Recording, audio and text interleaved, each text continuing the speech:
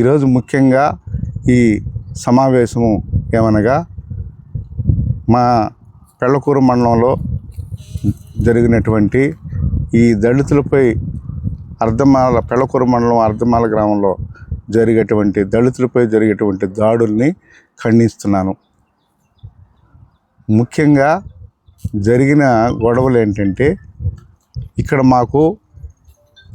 మా దేవుడైన doctor BR Ambedkar గారు మాకు రాజ్యాంగంలో స్వేచ్ఛ, స్వాతంత్రము, సౌభ్రాతృత్వము అన్నీ కల్పించినాడు. అయినా మాకు స్వేచ్ఛ ఇప్పుడు 22వ శతాబ్దంలో అడుగు పెడుతున్నా మాకు ఇంకా స్వేచ్ఛ, సౌభ్రాతృత్వం, స్వతంత్రము లేదు.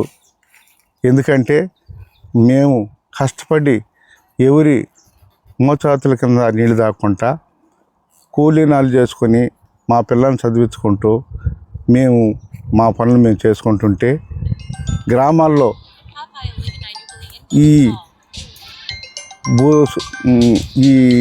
బడుగు వర్గాల వాళ్ళు, ఇంతకుముందు అగ్రవర్ణాల వాళ్ళు, అగ్రవర్ణ కులాల వాళ్ళు ఈ దళితుల్ని బడుగు వర్గాల నుంచి వచ్చినారు.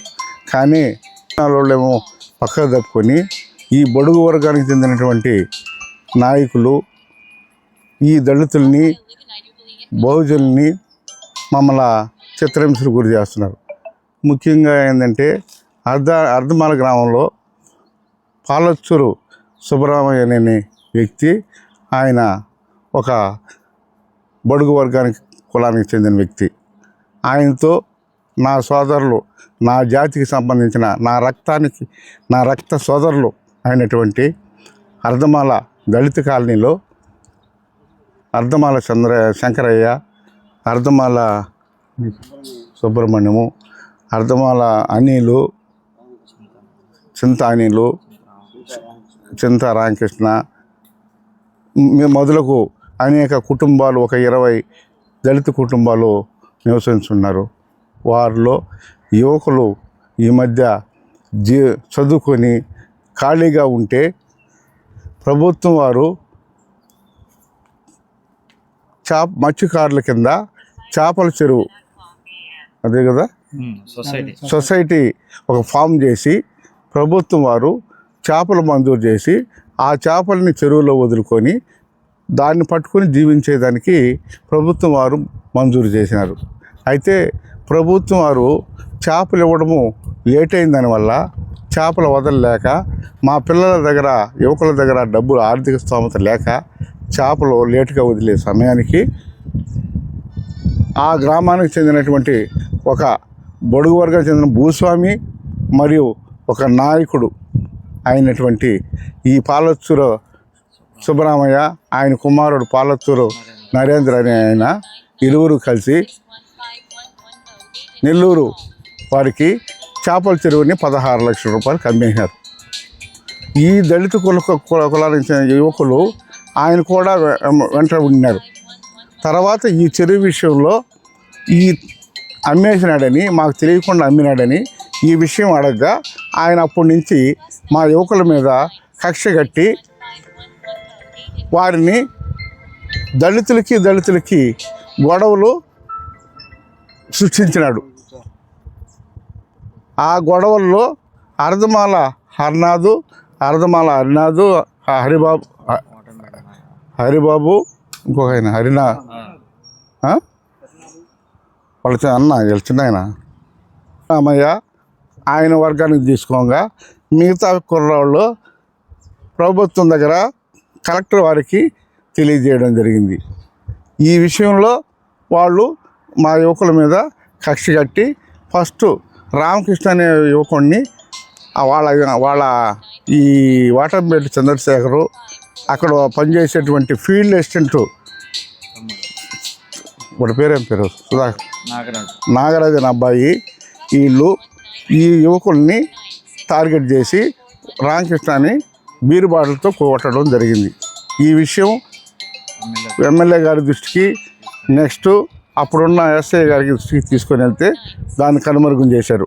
తర్వాత రెండో విషయము, అర్ధమాల సుబ్రహ్మణ్యం బ్రతుకు తెరువు కోసం నాయుడుపేటలో టిఫిన్ అంగడి పెట్టుకుని బతుకుతుంటే అతన్ని అక్కడ ఈ సుబ్బరామయ్య కొడుకు అప్పు ఇవ్వాలని కారణంతో దారుణంగా కొట్టి హింసిస్తే దానికి ప్రత్యక్ష సాక్షి అక్కడ ఎలక్ట్రిక్ షాప్లో గొడవ జరిగితే అక్కడ గోవర్ధన్ అనే అతను ప్రత్యక్ష సాక్షి ఇచ్చి నాయుడుపేట సిఐ అయినటువంటి శ్రీనివాసులు మమ్మల్ని దబాయించి మీరు ఎస్సీలు, ఆయన బీసీ కులానికి చెందిన ఆయన సుబ్బరామయ్య బీసీ కులానికి చెందిన కాబట్టి కులం అడ్డం పెట్టుకొని ఆయన మాకు అన్యాయం చేసి ఆ కేసుని నీరుగార్చినాడు.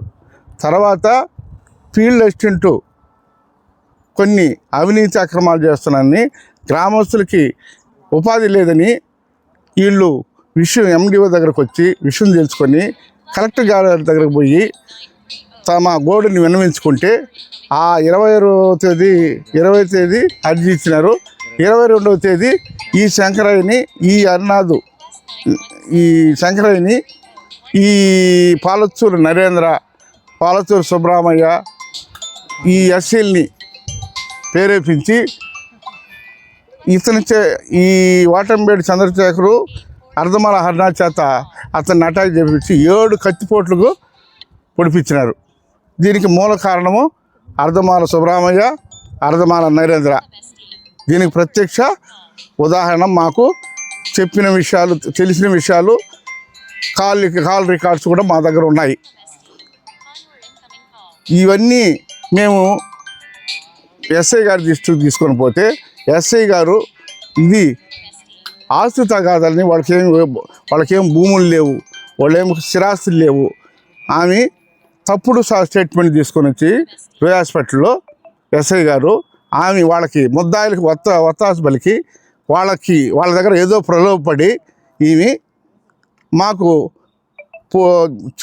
పొడిచిన ముద్దాయిల్ని కూడా తప్పించి అర్ధమాల అన్నాదంటే సుబ్బయ్య కొడుకు అంటే శంకరయ్య అన్న కొడుకని అతను ఒక్కరిని ముద్దాయిని చేసి మిగతా ఇద్దరిని తప్పించేదానికి ప్రయత్నం చేసింది.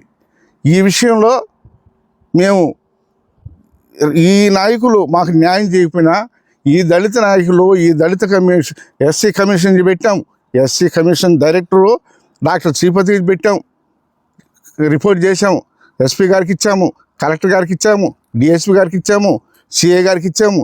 కానీ ఏ ఒక్క అధికారి మాకు న్యాయం చేయాల. కాబట్టి మేము కోర్టునైనా ఆశ్రయించాలని ఆలోచిస్తున్నాము. అయితే హాస్పిటల్లో ఉన్నటువంటి శంకరయ్య పరిస్థితి రోజు రోజుకి హీనస్థితిలో ఉంది. ఆయన ప్రాణాపాయ స్థితిలో ఉన్నాడు. ఆయన బతుకుతాడో లేక చనిపోతాడో మాకే తెలియదు. అయితే అది ప్రభుత్వ ఆసుపత్రి కాబట్టి మా దగ్గర పేదవాళ్ళం కాబట్టి నా దగ్గర ప్రైవేట్ హాస్పిటల్ తీసుకుపోయేదానికి మా దగ్గర డబ్బు లేదు. కాబట్టి సుబ్బరామయ్య, నీకు ఈరోజు చెప్తున్నా, పెళ్లకూరు మండలంలో నీకు రాజకీయ నాయకులు అన్నడొచ్చు, అయ్యా సంచికృష్ణయ్య మండలాధ్యక్షుడు గారు, నేను కూడా తెలుగుదేశంలో పార్టీలో ఉన్నాను, కానీ నీ కులాన్ని మోయబాక, దళితులు కూడా రేపు ఓట్లేసేది కొట్లాడేది దళితులు. సుబ్బరామయ్య పాలతూరు సంచికృష్ణయ్య గారు, మీకు మరీ చెప్తున్నాను, జరిగిన అన్యాయాన్ని ఖండించు. ఎమ్మెల్యే గారు, మీరు ఒక దళిత ఎమ్మెల్యే గారు, మీకు డాక్టర్ బిఆర్ అంబేద్కర్ పెట్టినటువంటి ఈ రిజర్వేషన్లో తమరు ఎమ్మెల్యేగా ఎన్నికైనారు, మంచి పేరుంది. కానీ ఈ అర్ధమాల విషయంలో తమరు జోక్యం చేసుకొని ఇక మీదట ఇంకా మా కత్తులు, ఇప్పటి వరకు కత్తులతో జరిగినాయి, ఇక గండ్రగొడ్డలు కూడా రావచ్చు. కాబట్టి దయచేసి అమ్మ, నా ఎమ్మెల్యే గారు, మీకు విన్నవించుకుంటున్నానమ్మా, హృదయపూర్వకంగా విన్నవించుకుంటున్నాను.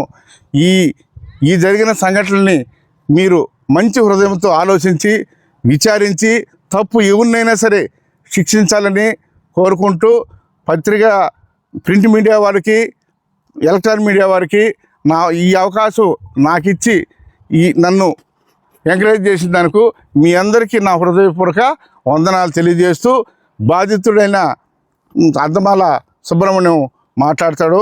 మీ అందరికీ థ్యాంక్స్